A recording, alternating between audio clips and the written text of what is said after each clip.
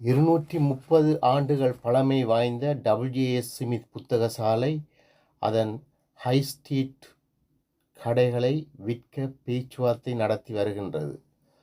மொத்த சந்தை மதிப்பு கிட்டத்தட்ட 1.5 பில்லியன் பவுண்டுகள் என கூறப்படுகிறது. சில்லறை விற்பனையாளர்கள் வருங்கால வாங்குபவர்களுடன் பல வாரங்களாக பேச்சுவார்த்தை நடத்தி வருகின்றது. WJS ஸ்மித் எழுத்துப் பொருட்கள், புத்தகங்கள் மற்றும் பல UK தபால் நிலையங்களை விற்பனை செய்கின்றது.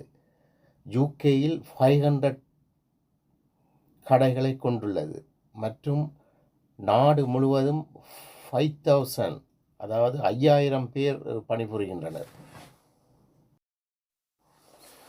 இந்த ஹை ஸ்ட்ரீட் ஸ்டோர்களில் ஆயிரக்கணக்கான தமிழ் இந்தியர்கள் வேலை செய்து வருகின்றனர்.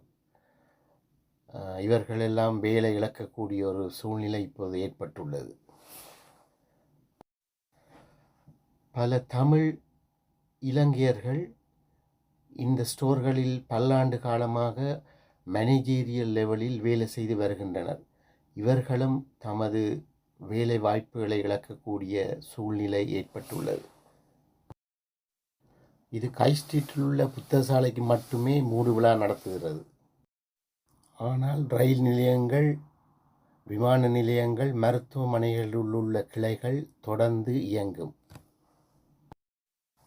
ஆனால் ஹை ஸ்ட்ரீட்டில் உள்ள WJS ஸ்மித் புத்தகசாலைகளின் மோசமான செயற்பாட்டாலே இந்த நிலைமை மூடு விழாவுக்கு வந்துள்ளது.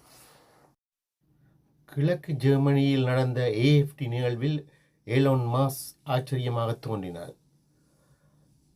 பிரச்சார நிகழ்வொன்றில் 4500 பேரிடம் வீடியோ இணைப்பு மூலம் பேச்சில் ஜெர்மன் கலாச்சாரத்தை பற்றி பெருமிதம் கொள்ள பேசினார்.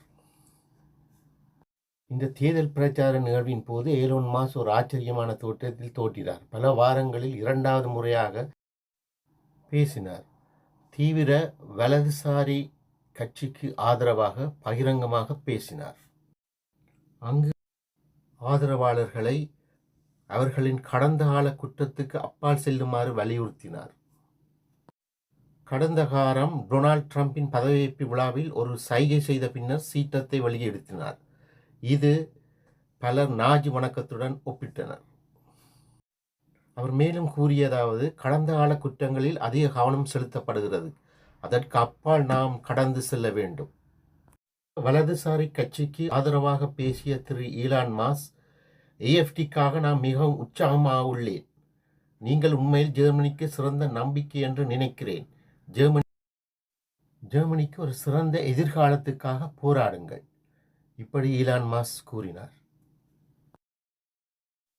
பிரித்தானியாவின் கடற்பகுதியில் ரஷ்ய உளவு கப்பல் ஒன்று காணப்பட்டதை அடுத்து ராயல் நேவி கண்காணித்து வருகிறது என்று பாதுகாப்பு செயலாளர் கூறியுள்ளார். ஜத்தர் என்ற அந்த கப்பல் உளவுத்துறை தகவல்களை சேகரிப்பதற்கும் பிரித்தானியாவின் முக்கியமான நீருக்கடியில் உள்கட்டமைப்பை கண்காணிப்பதற்கும் பயன்படுத்தியிருக்கலாம் என குறிப்பிட்டுள்ளார்.